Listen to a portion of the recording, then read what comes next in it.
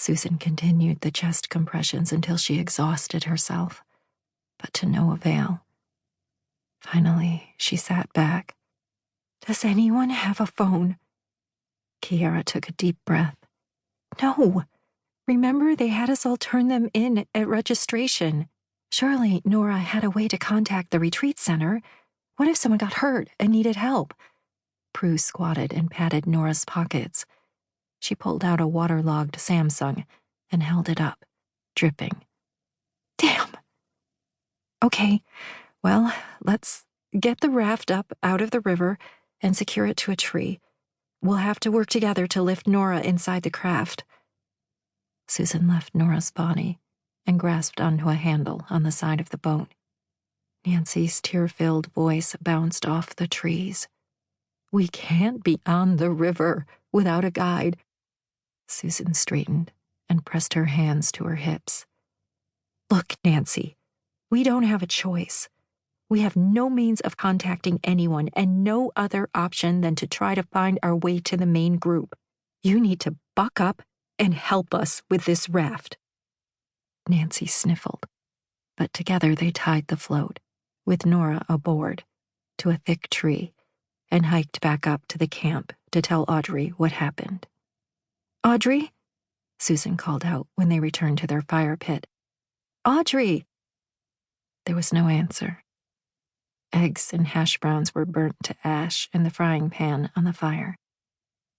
Susan's gaze moved from the eggs to where the bacon had been cooking. Congealing fat smeared the pan, but all the meat was gone. Prue strode to the row of tents and opened the flap to Audrey and Nora's tent. She stuck her face inside and then withdrew. She shook her head. "No one."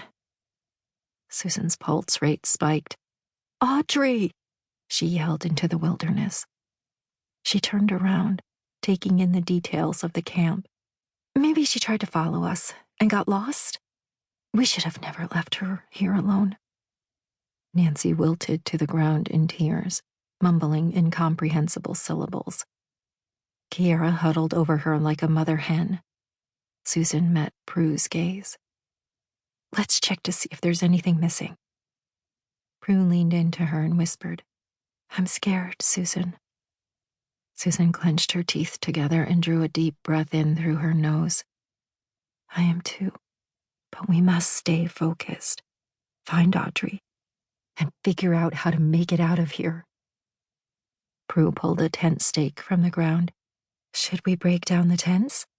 "No. The conference organizers can return for this stuff later. Right now, we just need to get down the river and back to civilization." Susan crossed the camp to Kiara and Nancy and knelt down. "Come on, you two. Pack only what is essential. As soon as we find Audrey, we're getting out of here." On their way to the tents, Kiara kept her arm around Nancy, holding her tight. Prue rifled through the food bag and filled her backpack with protein bars, fruit, and nuts for their trip. Susan poured water over the ashes, smoldering in the fire pit. Unzipping the fly to their tent, Nancy pulled back the flap and shattered the morning with her scream.